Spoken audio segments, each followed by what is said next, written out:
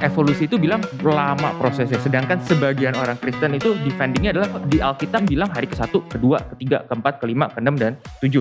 Nah, ini juga perdebatan berikutnya, apakah Adam itu sekedar mitos ataukah betul-betul tokoh historis? Pernah ada orang yang namanya Adam yang betul-betul makan buah terlarang. Di dalam kita ngomong proses tuh luas ya.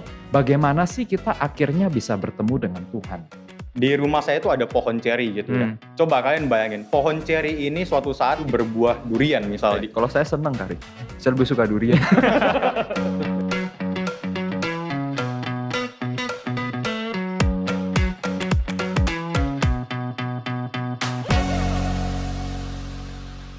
Oke guys, kita langsung mulai aja karena ini banyak banget pertanyaannya. Yang pertama ini adalah topiknya tentang sains. Kita langsung ya ke pertanyaan pertama. Pertanyaan pertama ini, mungkin nggak sih teori penciptaan dapat digabung dengan teori evolusi? Nah, kalau misalnya aku nih dulu waktu remaja nih ya, dengar kata evolusi nih Kak, aku langsung mikirnya ada 3. Charles Darwin, lalu kedua adalah ateis, dan ketiga monyet jadi manusia. Jadi aku selalu kalau misalnya dengar kata evolusi dulu, no, pokoknya kita nggak boleh percaya evolusi, pokoknya janganlah sama evolusi gitu. Nah, cuma ini pertanyaan menarik nih. Apakah atau mungkinkah teori penciptaan dapat digabung dengan teori evolusi? Jadi kalau memang kita membahas mengenai penciptaan gitu ya, penciptaan di dalam Alkitab dan penciptaan di dalam teori evolusi, itu seakan-akan ada perdebatan gitu ya. Dan memang sebenarnya ada perdebatan mengenai hal ini. Di mana seakan-akan sains itu tidak bisa digabungkan dengan Alkitab. Kalau kamu jadi anak Tuhan, ya udahlah kamu lupain mengenai sains. Kalau kamu percaya sains, ya berarti kamu bukan anak Tuhan. Nah, ini seakan-akan menjadi hal yang bentrok antara sains dengan Alkitab. Nah, di mana Alkitab itu mengatakan bahwa penciptaan itu diciptakan selama 6 hari. Selama 6 hari, yaitu 6 kali 24 jam, dan diciptakan tanpa usaha. Ini kita harus mengerti ya, tanpa usaha. Mereka mengatakan ini tanpa usaha. Karena Tuhan itu menciptakan dengan berfirman. Tuhan berfirman lalu dikatakan, dan jadilah demikian. Jadi setelah Tuhan berfirman, jadilah apa yang Tuhan firmankan itu. Dan inilah penciptaan menurut Alkitab. Tetapi orang-orang evolusi akan mengatakan, ya nggak mungkin lah penciptaan itu selama 6 kali 24 jam gitu ya. Penciptaan itu pasti ada prosesnya, proses yang sangat panjang, tidak langsung jadi begitu aja. Ribuan tahun, jutaan tahun, miliaran tahun, dan lain-lain. Nah, tetapi kita harus mengerti di satu sisi, ini adalah teori evolusi worldview, di mana mereka itu menolak adanya Tuhan. Mereka mengatakan bahwa evolusi itu adalah dari yang jelek menjadi bagus, dari yang tidak baik menjadi baik. Dan mereka itu mengatakan bahwa segala sesuatu itu terjadi tanpa campur tangan Tuhan. Segala sesuatu itu terjadi secara natural tanpa adanya Tuhan. Nah, tentu saja kalau evolusi seperti ini kita sudah pasti menolak evolusi yang seperti ini. Iya, memang tadi Kak Ricky ada bilang ya bagaimana kalau evolusi secara worldview itu tentu tidak sejalan dengan Alkitab. Jadi mau digabung gimana tidak bisa. Pertama menolak adanya Tuhan dan kemudian menolak adanya sesuatu yang melampaui natural. Ya, jadi ketika kita jatuh cinta misalnya, ya itu hanyalah ilusi permainan kimia dalam otak kita. Nggak ada yang namanya jiwa.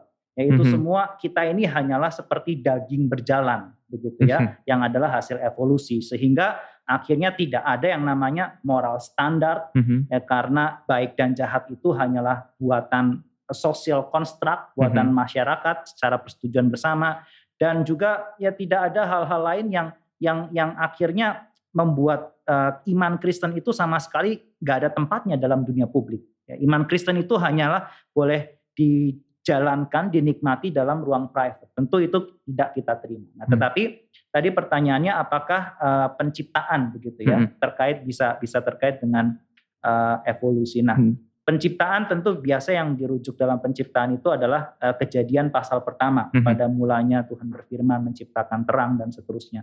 Nah, sekarang pertanyaannya adalah sebetulnya kejadian pasal pertama itu bicara tentang apa? Nah, karena seringkali di dalam perdebatan antara evolusi dan Alkitab yang seringkali merepresentasikan perdebatan antara sains dan iman, itu ada asumsi bahwa kejadian itu bicara secara literal penciptaan 6 hari. Dari tidak ada apa-apa menjadi sesuatu dalam 6 kali 24 jam. Tapi seringkali saya rasa itu adalah reaksi dari orang-orang Kristen yang merasa diserang. Ya, ada satu sisi mengatakan enggak, penciptaan itu yaitu berjuta-juta tahun, bermiliar-miliar tahun. Orang Kristen bilang enggak, ya ke ekstrim yang lainnya. Penciptaan itu 6 kali 24 jam. Tapi apakah betul kitab Kejadian itu bicara 6 kali 24 jam? Karena kalau kita bertanya misalnya, teolog biblical scholar bernama John Walton, dia mengatakan kalau misalnya ada orang bertanya kepada kita, ceritakan sedikit dong tentang rumah kamu, gitu ya. Nah, kita bisa cerita 2 macam cerita. Ini saya kutip dari dia. Pertama, kita bisa cerita bagaimana rumah ini dibangun sebagai sebuah bangunan, a house, ya, bangunan. Bagaimana strukturnya dibuat dari bahan apa, kerangkanya seperti apa, luasnya berapa besar, lalu listrik-listriknya bagaimana, plumbingnya, gasnya, dan berbagai macam. Detail lah ya kira-kira. Detail, secara bangunan, secara struktur. Yeah. Tapi biasanya orang bertanya, ceritakan sedikit tentang tempat tinggal kamu. Orang itu ingin tahu mungkin cerita tentang kediaman, bukan rumah bangunan, bukan a house, tetapi a home. Kenapa kita bisa tinggal di daerah ini, di lokasi ini? Apa yang kita suka dari rumah ini? Ya. Nah, demikian juga kitab Kejadian bagi orang Israel, kita harus ingat gini, Alkitab itu ditulis for us, but not to us. Bahasa Indonya apa ya? Dibuat, Alkitab ditulis bagi kita, tetapi bukan kepada kita. Ya. Ya. Maksudnya apa? Maksudnya adalah Musa ketika menuliskan kitab Kejadian, dia menuliskan itu kepada siapa? Kepada orang Israel yang baru keluar dari perbudakan di tanah Mesir. Dan Musa ingin menceritakan kepada mereka, Israel, kamu itu ini. Kamu ini siapa? Kamu tuh ini, dan kamu tuh tinggal di sini untuk apa tujuannya? Nah, maka di situ Musa bukan dalam pengertian sedang bercerita kepada Israel bagaimana sih secara saintifik dunia ini diciptakan oleh Tuhan, tetapi Tuhan menempatkan kita dalam dunia itu yang ditata seperti apa, untuk apa? Begitu. Nah, di sini saya percaya maka kitab Kejadian pasal pertama itu tidak harus dibaca sebagai catatan buku sains bagaimana alam semesta terjadi, tetapi adalah Tuhan menempatkan kita menata atau mengatur gitu ya, mengorder alam semesta ini untuk ditinggali bagi kita untuk apa. Dan ini detailnya banyak begitu ya. Ibaratnya hari pertama itu Tuhan menciptakan terang gitu kan. Hari keempat, ini biasanya framework teori disebut. Hari pertama kaitannya sama hari keempat. Itu Tuhan menciptakan benda-benda penerang. Hari kedua Tuhan menciptakan langit dan air. Hari kelima Tuhan menciptakan binatang di udara dan binatang di laut. Nah, hari ketiga Tuhan menciptakan daratan dan tumbuhan. Dan hari keenam, hari yang katanya hari puncak, Tuhan menciptakan binatang darat dan manusia yang harusnya berkuasa atas tumbuhan termasuk buah pengetahuan yang baik dan yang jahat. Dan sebetulnya hari puncaknya adalah hari ketujuh. Orang seringkali lupa bicara 6 hari penciptaan, padahal hari ketujuh itu yang paling pentingnya. Hari ketujuh di mana Tuhan beristirahat. Nah, apa maksudnya beristirahat? Beristirahat bukan maksudnya kemudian tidak mengerjakan apa-apa, karena sampai sekarang pun Tuhan bertahta. Dan sebetulnya dalam bahasa Perjanjian Lama, kata-kata Tuhan bertahta, Tuhan berdiam, Tuhan beristirahat, dwelling, itu gambaran Allah itu sebagai Allah sebagai Raja yang bertahta mengatur segala sesuatunya di dalam command center di mana Allah itu berada. Nah, jadi Kejadian pasal pertama bicara apa? Kejadian pasal pertama bukan bercerita tentang bagaimana dunia ini diciptakan secara materi, secara saintifik, tetapi bagaimana Allah menyiapkan tempat untuk dia diam di tengah-tengah alam semesta ini bersama dengan kita, berelasi bersama dengan kita. Itu adalah gambaran Allah sedang mempersiapkan cosmic temple. Nah, ada rujukan juga dalam ketika Salomo mendedikasikan bait Allah Yerusalem, mereka mendedikasikan itu berpesta selama 7 hari. Nah, ini adalah gambaran juga yang ada dalam dunia ancient Near East, di mana biasanya manusia itu membangun kuil bagi para dewanya. Pembangunannya bisa lama, bisa bertahun-tahun. Sebagaimana kita tidak tahu berapa lama Tuhan menciptakan. Tetapi mendedikasikan bangunan itu untuk menjadi a home, a dwelling for their God, itu biasanya 7 hari. Nah, ini adalah gambaran yang saya rasa diberikan oleh Musa kepada orang Israel yang baru keluar dari Mesir, yang baru saja disadarkan ternyata bukan gambar dan rupa Allah, bukanlah sekedar Firaun, tapi mereka juga gambar dan rupa Allah. Dan mereka sedang berdiam di dunia yang Tuhan ingin sebetulnya untuk menjadi sacred temple-nya dia, bersama dengan gambar dan rupanya. Nah, jadi apakah evolusi itu bertentangan atau bisa dikaitkan dengan kitab Kejadian? Jawaban saya, kitab Kejadian nggak bicara sebetulnya tentang evolusi atau nggak evolusi. Gitu kira-kira. Jadi kita mengerti nih sekarang kan perdebatannya tadi, oh kalau misalnya si orang Kristen bilangnya adalah enggak kok ini 6 hari. Kalau evolusi kan itu bertahun-tahun ya Kak Riki ya. Sebagian orang Kristen. Oke, sorry. Sebagai orang Kristen. Saya juga Kristen loh. Lupa aku. Oke. Jadi perdebatan di baliknya itu adalah evolusi itu bilang enggak, ini bertahun-tahun, lama prosesnya. Sedangkan sebagian orang Kristen itu defendingnya adalah enggak kok, di Alkitab di Kejadian bilang hari ke-1, ke-2, ke-3, ke-4, ke-5, ke-6 dan 7 gitu kan. Tapi tadi Kak Ivan lanjutin adalah 1, 2, 3 itu bukan ngomongin, maksudnya di Kejadian itu not necessarily ngomongin hari pertama, kedua, ketiga, tetapi lebih menciptakan sebuah dwelling place kan di dalam itu. Nah, sekarang pertanyaannya balik lagi nih. Berarti kita, aku nangkepin ya, berarti kita itu sebenarnya bisa percaya atau mungkin ada evolusi yang dipakai. Mungkin Tuhan menggunakan evolusi, tapi evolusinya definisinya nih harus hati-hati. Evolusi, karena definisi evolusi itu adalah proses living things dari sederhana menjadi lebih kompleks atau menjadi lebih bervariasi. Jadi dari sederhana melakukan proses, ada waktu jadi lebih besar, lebih berbeda gitu, berubah.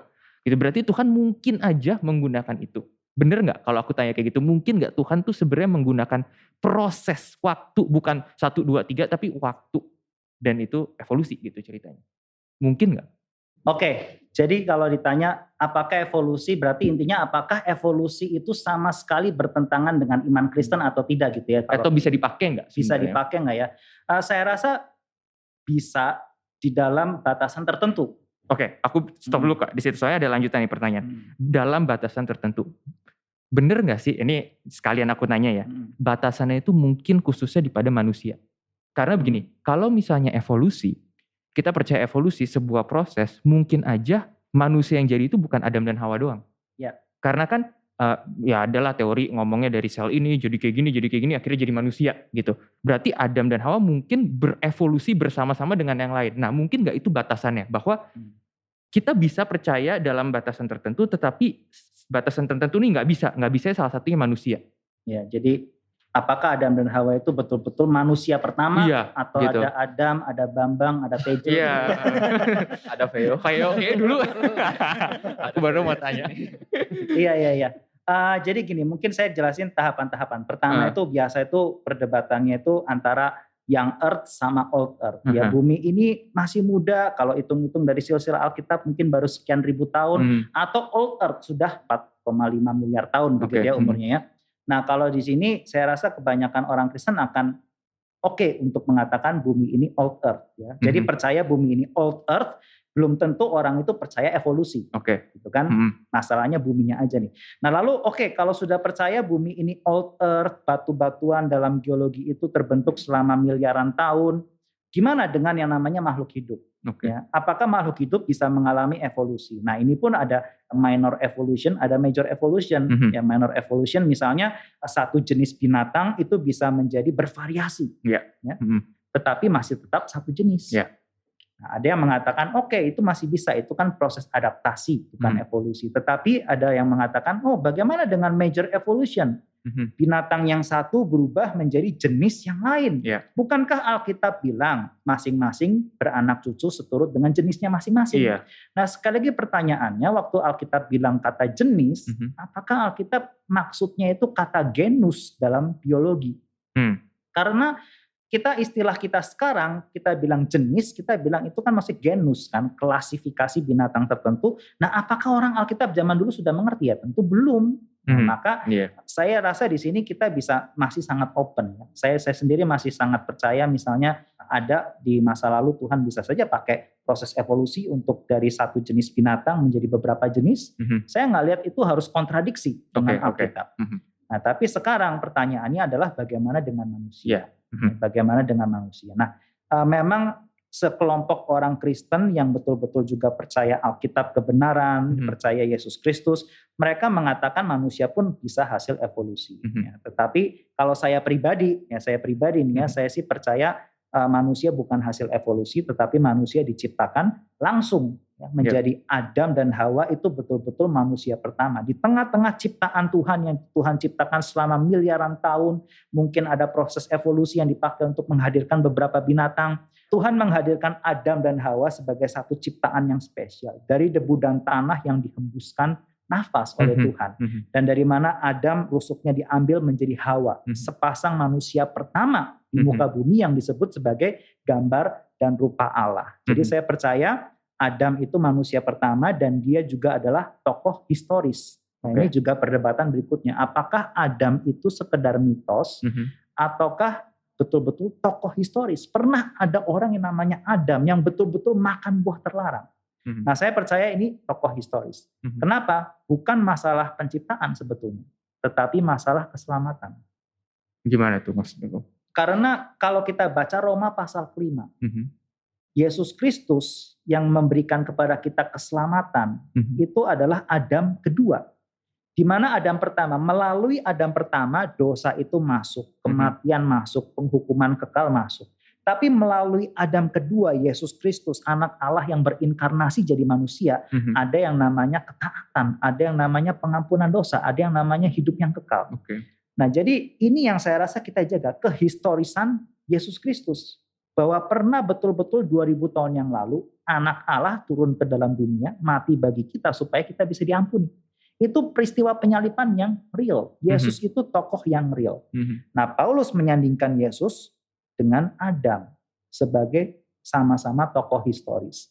Nah, maka bagi saya melihat ini adalah hal yang saya pribadi, saya rasa kalau ada orang berusaha menjelaskan begitu ya, Yesus tokoh historis tetapi Adam pertama bukan, menurut saya agak sulit begitu. Ada sih yang mencoba menjelaskan, tapi saya pribadi saya melihat Adam adalah tokoh sejarah. Demi ini ya, lebih kepada doktrin keselamatan. Oke, wow. Oke, kita lanjut dulu deh. Thank you, Ko. Next question dulu. Ada yang percaya bahwa Tuhan itu menciptakan semuanya itu instant dalam waktu 6 hari gitu ya. Ada yang percaya bahwa Tuhan menciptakan segala sesuatu dengan proses. Nah, ada yang nanya nih, kalau misalnya memang sebenarnya Tuhan bisa melakukan apa aja nih, bisa ada option ya kan, mau hari ke 1 hari atau 6 hari. Kenapa sih Tuhan nggak udah ciptain semuanya dalam waktu 1 hari aja? Gitu. Kenapa harus ada di Alkitab mungkin kenapa harus dicatat 6 hari nih yang ada kelihatannya kayak ada proses, kan Tuhan Maha Kuasa, ngapain nih sampai 6 hari, kenapa nggak 1 hari? Ini pertanyaan menarik sekali ya, kenapa Tuhan ciptainnya gak langsung 1 hari? Kenapa mesti ada 6 hari?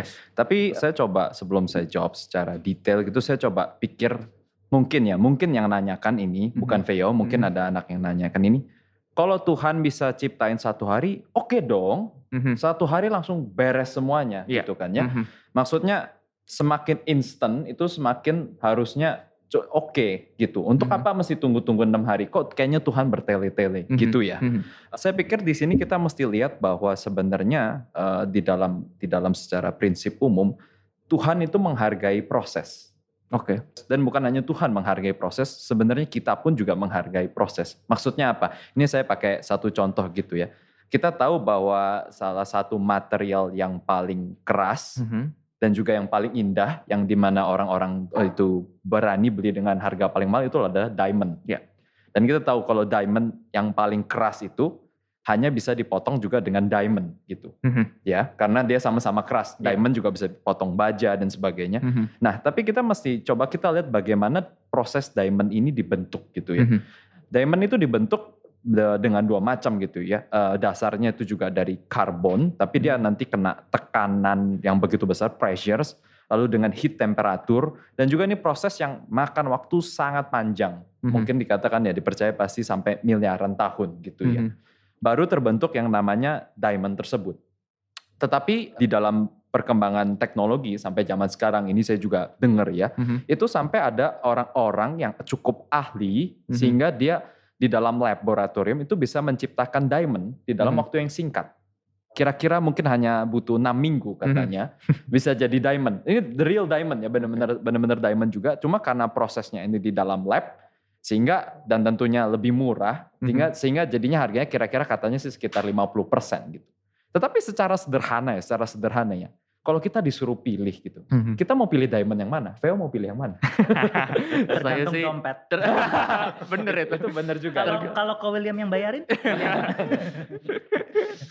Kalau aku sih pasti pilih yang ada prosesnya, kayak lebih istimewa gitu loh. Yang natural tentu kan, ya kita lihat kan, karena benar-benar seolah-olah itu ya digarap, dibentuk dari bumi, karena itu yang beautiful gitu. Ada proses yang dimana berubah. Ya demikian karena itu kalau kita lihat Tuhan itu juga menghargai sebuah proses. Ini coba saya tarik sedikit ya. Ini tadi kita ngomong soal creation, soal penciptaan, tapi sebenarnya ini di dalam kita ngomong proses itu luas ya. Kita coba bisa kaitkan misalkan di dalam doktrin keselamatan. Tadi Pak Ivan juga ngomong creation di dalam keselamatan. Sekarang di dalam kehidupan kita sehari-hari deh anak remaja gitu ya. Atau saya sebagai orang Kristen. Bagaimana sih kita akhirnya bisa bertemu dengan Tuhan? Setiap orang itu dipimpinnya beda loh. Dengan cara yang sangat unik. Ataupun saya pakai contoh misalkan Paulus gitu ya. Kita tahu Paulus pertobatannya istimewa. Tuhan tiba-tiba datang gitu ya. Terus kita tiba-tiba dia buta matanya dan tiba-tiba dia bertobat. Tapi kalau saya pribadi, saya lihat Paulus itu diproses Tuhan lama. Diproses dari kapan? Paulus itu ahli Taurat. Paulus itu belajar dari Gamaliel. Paulus itu pengetahuan Tauratnya luar biasa. Dan saya pikir tuh Paulus diproses dari yang kecil sekali, dari dia belajar Taurat sampai dia akhirnya tentu dalam pemahaman Tauratnya itu salah dan akhirnya ketemu Tuhan, dia bertobat. Tapi kan yang semuanya ini nggak dibuang kan? Akhirnya Paulus tuh jadi guru orang Yahudi yang luar biasa justru karena basic pengetahuan yang dulu nggak dibuang gitu loh. Semuanya di dalam proses dibentuk.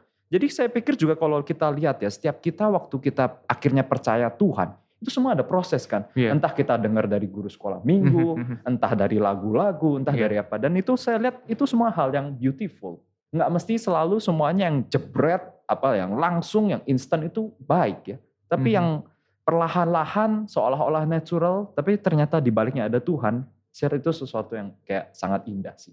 Ya segitu dulu mungkin jawabannya. Aku setuju banget sih. Aku backgroundnya agriculture gitu kan. Wah, memang cocok. Kalau lihat tanaman itu ada beauty di dalam proses itu. Sebenarnya ada satu hal yang sangat menarik gitu ya dari pertanyaan itu. Saya rasa banyak sekali daripada orang-orang gitu ya suka sekali membedakan antara supernatural dengan natural. Orang-orang itu seringkali menganggap bahwa kalau sesuatu itu terjadi secara supernatural, itu berarti Tuhan bekerja. Tetapi kalau segala sesuatu terjadi secara natural, berarti Tuhan itu nggak ada. Padahal nggak harus seperti itu. Tuhan bisa saja bekerja melalui hal-hal yang natural. Seperti yang tadi Kak William sudah sampaikan sebenarnya. Saya kasih contoh gitu ya. Di rumah saya itu ada pohon ceri gitu ya. Coba kalian bayangin, pohon ceri ini suatu saat tiba-tiba itu berbuah durian misalnya. Kalian bayangin gitu, pohon ceri berbuah durian. Apa yang akan terjadi? Kalau saya senang Kari. Saya lebih suka durian. Saya sih juga senang sebenarnya. Cuma yang akan terjadi apa? Yang akan terjadi adalah dunia akan heboh pasti kan? Dunia pasti heboh. Dunia pasti akan heboh sekali, beritanya kemana-mana dan banyak orang akan mengatakan, ini loh pekerjaan Tuhan loh. Ini loh pekerjaan Tuhan. Tapi coba, nah pohon ceri berbuah ceri, heboh gak? Enggak. Terus apa yang biasa orang-orang akan bilang? Ya udah wajar lah, pohon ceri ya pasti berbuah ceri lah. Ya itu udah naturalnya seperti itulah. Tapi enggak seperti itu, coba kita bayangin. Siapa yang bekerja di balik itu? Tetap Tuhan. Tetap Tuhan.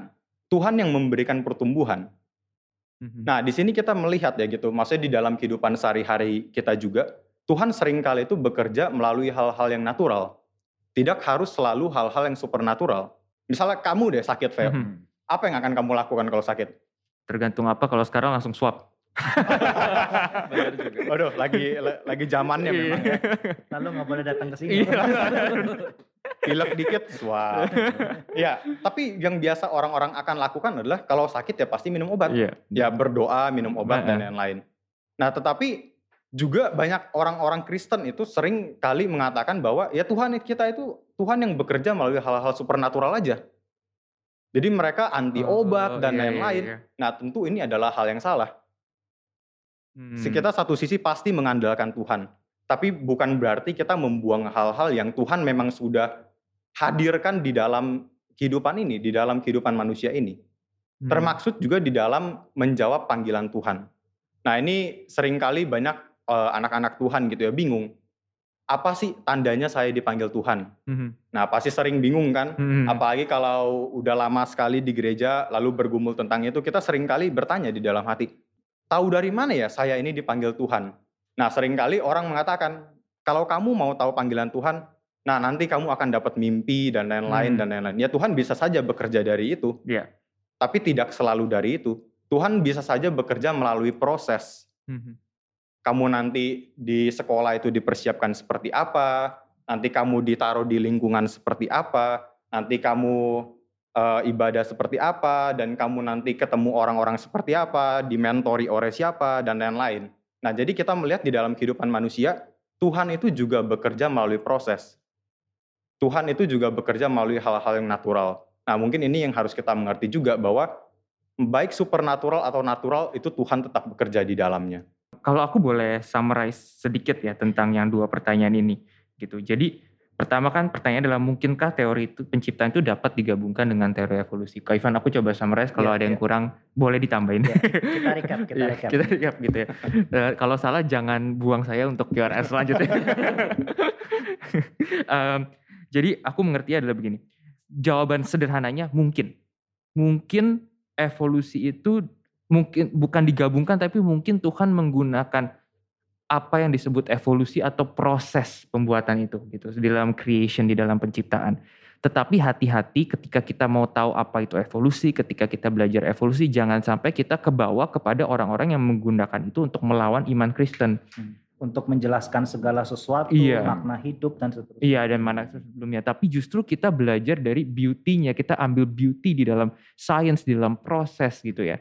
Dan kita juga bersyukur yang tadi Kak Ricky bilang bahwa Tuhan itu bisa bekerja segala sesuatu bukan hanya lewat supranatural, tapi natural yang seperti Grand Canyon gitu, yang indah sekali di Amerika yang masuk 7 keajaiban dunia. Itu mungkin Tuhan ciptakan dengan proses berjuta-juta tahun gitu, air itu lewat pelan-pelan mengkikis. Jadi bisa lihat beauty-nya dalam situ kali ya.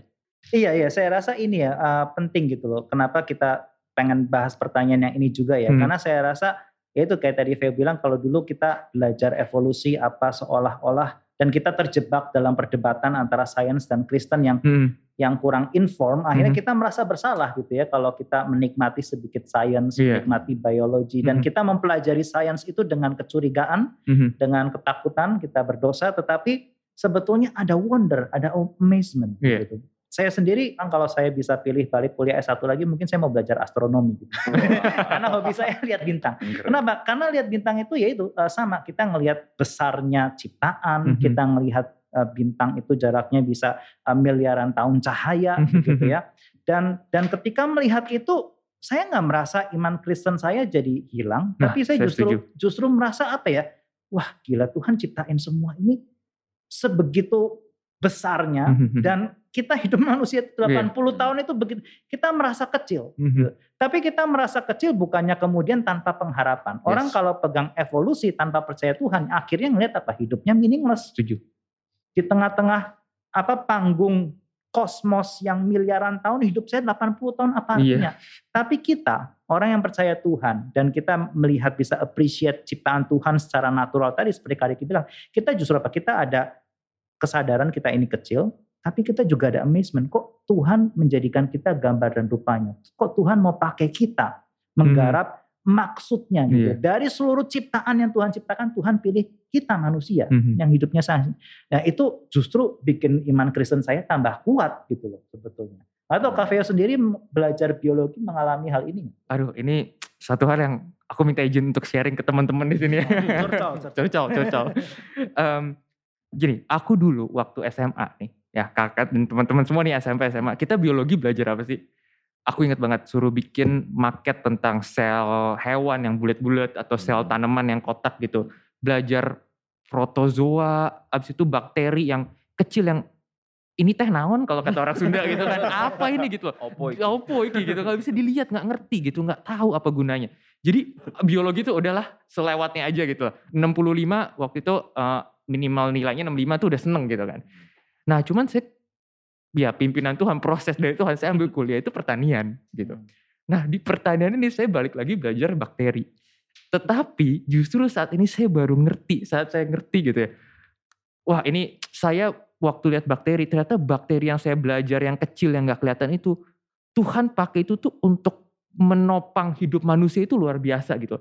Bahkan kayak misalnya gampang deh, susu yang kalian minum, ya, daging yang kalian makan, daging sapi. Orang itu tahu gak, di dalam sapi itu perutnya ada 4. Dan itu bakteri berperan besar. Jadi kalau misalnya orang belajar binatang nih, sapi khususnya, mereka itu belajar bagaimana supaya bakteri di dalamnya itu sehat. Bakteri yang gak kelihatan, bisa ngasilin susu, bisa menggemukkan badan, itu baru sapi. Tanaman, di dalam tanah kalian ngambil gini aja, ada jutaan bakteri di dalamnya. Dan ada yang kasih nitrogen. Nitrogen itu kayak gampangnya kayak nasinya lah, buat itu harus pokoknya harus makan lah, tanaman. Karbon dan lain-lain. Wah itu luar biasa, bakteri yang saya belajar dulu protozoa atau apa gitu. Jadi mungkin aku mau share ke teman-teman semua untuk aplikasinya apa sih di dalam pertanian ini. Mungkin ketika teman-teman belajar sains gitu ya, mungkin ya bukan cuma sains ya, cuman kebetulan kita ngomongin sains. Coba untuk cari keindahannya gitu, dan saya waktu belajar itu saya kayak, Tuhan engkau tuh ada dan engkau real dan engkau tuh wow gitu. Dari yang kecil yang gak kelihatan, yang eukariotik, prokariotik, aupoiki gitu sampai kayak wow ternyata wow, cuma bisa bilang wow gitu. Jadi maaf, lanjut. Jadi itu aplikasinya gitu. Mungkin teman-teman jadi bisa semangat belajar. Itu tujuannya. Saya aplikasinya saya minum Yakult.